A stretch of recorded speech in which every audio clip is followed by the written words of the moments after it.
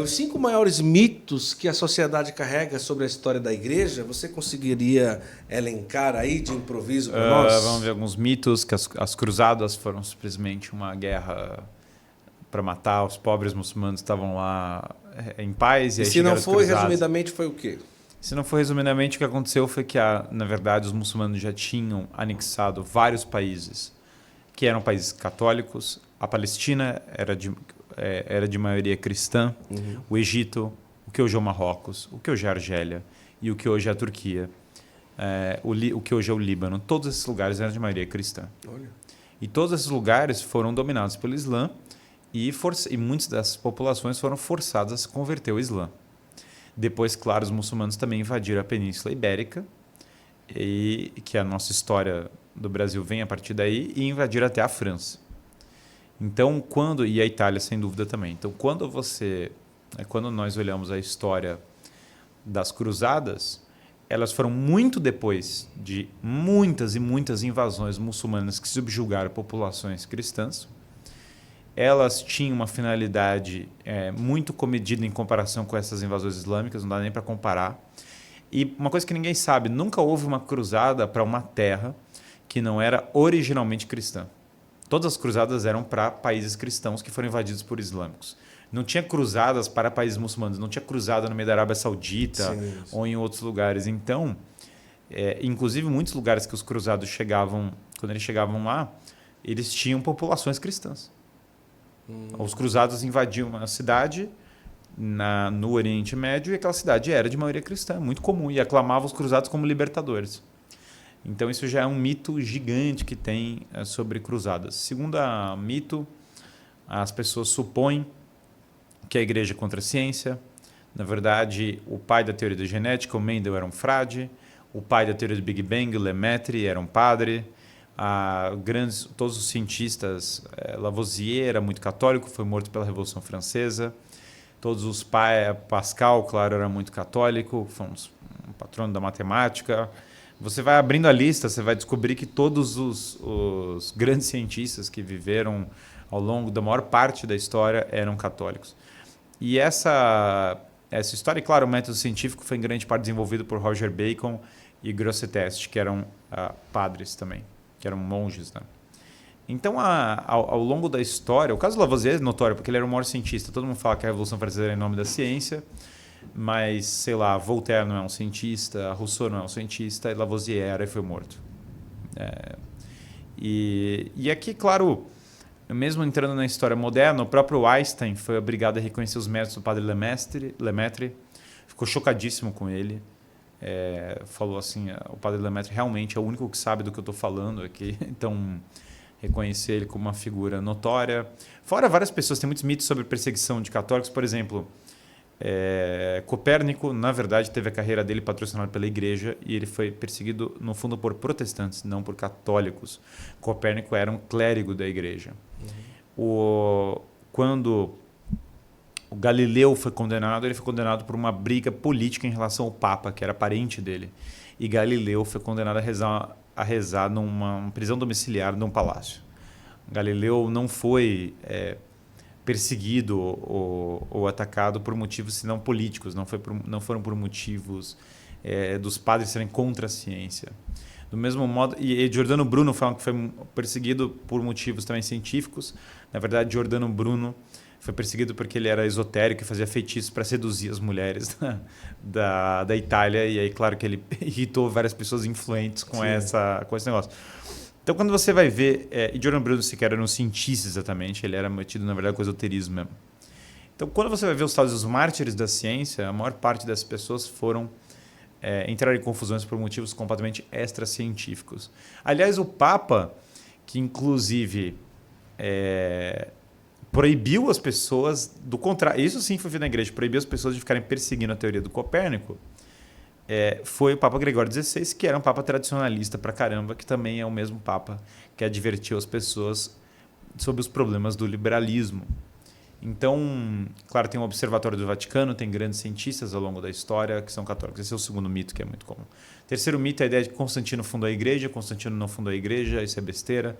Nós sabemos todos os papas antes de Constantino, nós sabemos todos os bispos, todos os evangelizadores, e Constantino, na verdade, a mãe dele era muito católica, por algum motivo, porque alguém teve que evangelizar a mãe dele antes do Constantino, e porque já tinha a igreja. São Pedro está enterrado exatamente na colina, no que hoje é a colina, no que já era na época do Cristo a colina do Vaticano, no que hoje é a Basílica de São Pedro. Está no mesmo lugar que ele estava desde a época do Cristo. Constantino simplesmente construiu uma igreja ali em cima, ele não criou nada. Constantino, na verdade, foi um baita do imperador, combateu a inflação, melhorou a segurança pública, melhorou a defesa do império, mas só se converteu no finalzinho da vida. Ele não foi católico ao longo da maior parte da sua vida. E no começo ele parou de perseguir os cristãos por motivos políticos e mais pragmáticos. Claro que ele ganha uma batalha com o símbolo do Cristo. Mas Constantino não foi fundador da igreja. Esse é um mito muito comum. Outro mito comum que as pessoas têm em relação à história da igreja é de que a Inquisição teria sido a maior atrocidade da história humana. Na verdade, a Inquisição foi criada para combater os cátaros, que eram extremamente violentos. Entre outras coisas, eles matavam mulheres grávidas. A Inquisição, no entanto, ela era uma investigação ao invés do método acusatorial que tinha entre os bárbaros, que você acusava uma pessoa e já julgava ela. Entre os bárbaros tinha, por exemplo, a ideia de você fazer um duelo para ver se o cara era inocente ou culpado. Sim. Os inquisitores investigavam, e era muito comum as pessoas queimarem os cátaros em praça pública. Os inquisitores, na verdade, investigavam a pessoa para ver se ela de fato subscrevia aquela crença e davam a chance dela se arrepender e pular fora da seita dos cátaros. Então, e mesmo tendo tido abusos, é óbvio que existiram abusos na Inquisição, a história inteira da Inquisição matou menos pessoas do que a primeira semana da Revolução Francesa. A Inquisição, na verdade, foi uma evolução jurídica comparando os tribunais que tinham na época. Mas tinha coisas brutas que aconteceram na Inquisição. Muitas são mitos, a Lei Anda Negra, são coisas que foram criadas para demonizar a Espanha. Tem um livro incrível chamado Inquisição, Tribunal de Misericórdia, do Christian Iturralde. Recomendo fortemente esse livro, vai desconstruir várias narrativas erradas que as pessoas têm sobre Inquisição. Foram 4 já, né? Isso. Um quinto mito, deixa eu ver, um quinto mito muito comum sobre a história da igreja. Nossa, eu fui ruim, né? Botei logo 5, poder ter, coloca 3, né? Para poder facilitar um pouco. Não, mas a gente pensa brincadeira. Outros... Eu posso sugerir o quinto? Claro. Sobre a questão de que a chegada do catolicismo no Brasil foi um grande atrapalho e que foi utilizado aí para simplesmente controlar ou maltratar os índios e tal.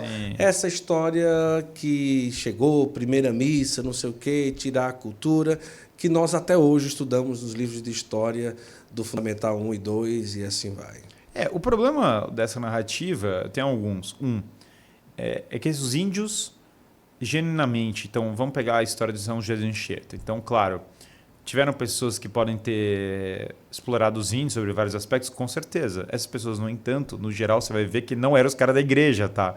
Eram exatamente os caras que não faziam o que os caras da igreja falavam. Um exemplo notório. O desobediente. Eram os caras que não queriam saber da igreja. Era meio que aquele cara que chegou querendo ganhar grana no Brasil. E não um cara que chegou como São José de Anchieta. Chegava com uma capa preta aqui de jesuíta, passava calor. Os caras tinham risco de malária. Os caras tentavam seduzi-los. Os portugueses mesmo tentavam atrapalhar o cara. E o cara se metia no meio da mata para ensinar latim e cultura clássica.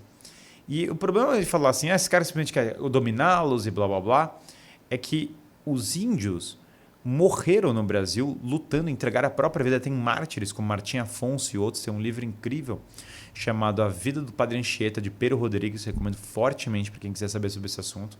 Aliás, sobre Constantino, tem um livro chamado A Vida de Constantino, do Basílio, que é impressionante.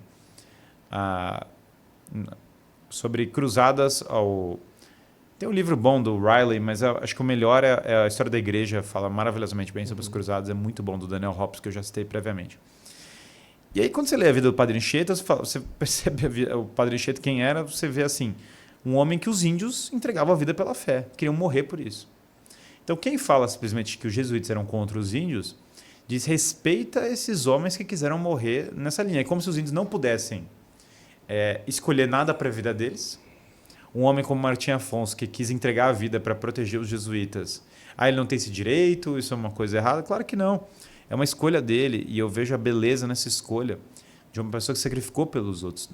Para quem viu aquele filme A Missão, ele é bem ilustrativo disso, né? Porque você vê, claro, uns caras que querem escravizar o povo, não sei o quê.